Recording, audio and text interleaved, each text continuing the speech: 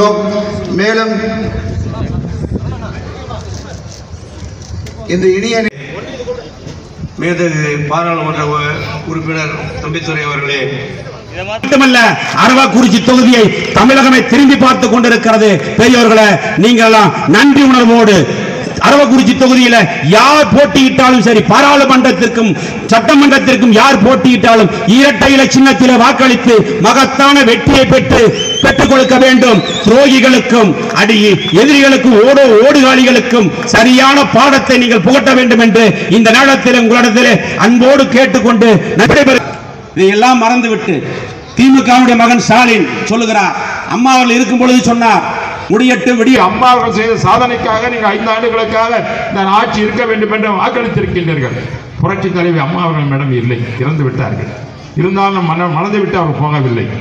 அதே நேரத்தில் அவர்கள் சொன்னார்கள் சட்டமன்றத்திலே, நான் இறந்த பிறகு கூட இருந்தாலும் இல்லாவிட்டாலும் இந்த அனைத்து இந்திய அண்ணா திராவிட 100 ஆண்டு காலம் அந்த நாட்டை ஆளும் என்று சொன்னார்களே, அதை காப்பாற்றுவதற்காகத்தான் இன்றைய இருக்கின்ற எடப்பாடி பழனிசாமி அவர்களும் ஓபிஎஸ் ஒன்று சேர்ந்து இயக்கத்தையும் காக்கிறார்கள், இந்த ஆட்சியையும் காப்பாற்றுகிறார்கள்.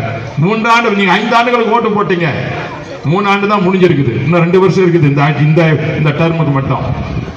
ஆகவே இந்த 2 ஆண்டு இருக்கும் பொழுது இவங்க சொன்னதை நாளை கலையும் நாளை கலையும் சொல்லிட்டே இருப்பார். ஸ்டாலினுக்கு எதுதான் வேலை, எப்போ வந்தாலும் இந்த ஆட்சி இருக்காது. ஏன்னா அவங்களுடைய ஆட்சி அப்படி இல்லாத இருக்கிறது. அந்த நினைப்புல வந்து திரும்ப அழகிரி சொல்றாரு, அவங்க அண்ணன் சொல்றாரு, இந்த திமுக ஜெயிக்காது என்று. அவங்க குடும்பத்தில் எது பார்த்தாலும் இப்படிதான் சொல்லுவாங்க, அது ஜெயிக்காது இது ஜெயிக்காது அழிஞ்சு போக இப்படிதான் சொல்லுவாங்க. அது நல்ல வார்த்தையே வராது.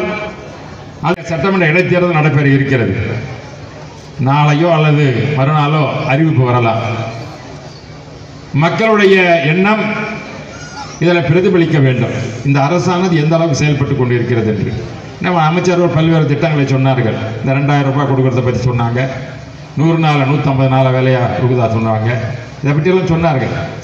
அதிலும் குறிப்பாக இந்த 2000 ரூபாய் கொடுக்கறது இந்த அரசு தான் கொடுக்க முடியும். எவனா சொல்லுவாங்க, எலெக்ஷன் வரும்போது பாருங்க திமுகக்காரர் பேசுவாங்க, வந்து இவங்கெல்லாம் அந்த 2000 ரூபாய் கிடைக்காது, உங்களை ஏமாற்றி ஓட்டு கேட்கறதுக்காக வந்து பேசிட்டு போறாங்க, நம்பாதீங்கன்னு சொல்லுவாங்க. எப்பவுமே நம்பாத செயலை செய்வது தான் திமுக வேலைக்கு, நம்பி செய்வது ஒரு வேலை கிடையாது அவங்க கிட்ட பொறுத்தவரையில். ஆனால் அதுக்கு தடையாக இருப்பது திராவிட முன்னேற்ற கழகம் காரணம்.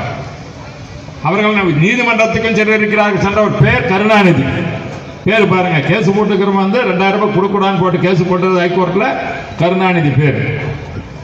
அதே மாதிரி தேர்தல் இதில் போய் கமிஷன்ல போய் கொடுத்துக்கிற RS பாரதி, திமுகவுடைய உறுப்பினர், மேல்சபை உறுப்பினர். இவங்களுக்கு வந்து எதுவுமே நல்லது செய்யறது நாட்டவங்களுக்கு பிடிக்காது. ஆனால் நம்முடைய முதலமைச்சர் அவர்கள் பேசும்போது தெளிவாக சொன்னார்கள்.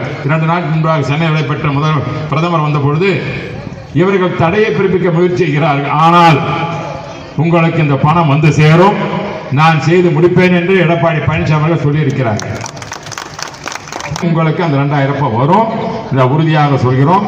நாங்கள் வந்து அதை செய்வதை படிப்படியாக செய்வதற்கு இவங்க தேர்தல் நேரத்தில் கூட தடை வாங்கலாம், ஆனால் தேர்தல் முடிந்த பிறகாவது உங்களுக்கு அந்த பணம் வந்து சேரும் என்பதை உறுதியாக சொல்ல விரும்புகிறேன். காரணம், அதற்கு பிறகு ஆட்சியில் இருப்பது அனைத்து இந்திய அண்ணா திராவிட முன்னேற்ற கழகம் தான். நீ 5 ஆண்டுகளுக்கு ஆட்சி மக்களும் நீங்கள் வாக்களித்தீர்கள். புரட்சி தலைவி அம்மா அவர்கள் செய்த சாதனைக்காக நீங்கள் 5 ஆண்டுகளுக்காக இந்த ஆட்சி இருக்க வேண்டும் என்று வாக்களித்திருக்கின்றீர்கள். புரட்சி தலைவி அம்மா அவர்கள் மேடம் இல்லை, இறந்து விட்டார்கள். இருந்தாலும் மறந்து விட்டு அவர் போகவில்லை.